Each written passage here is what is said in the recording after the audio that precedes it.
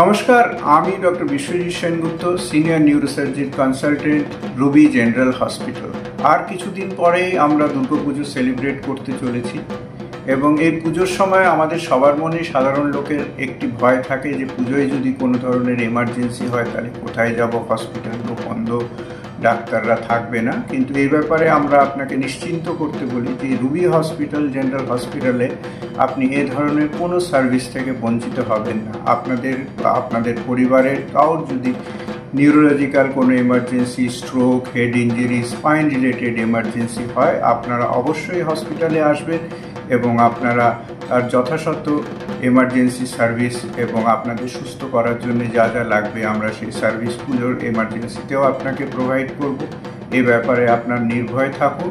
এবার শুভ শারদীয়া, আপনারা সুস্থ থাকুন, সচেতন থাকুন, নির্ভয় থাকুন। রুবি জেনারেল হসপিটাল থেকে আপনার এবং আপনার পরিবারকে অগ্রিম শুভ শারদীয়া। নমস্কার।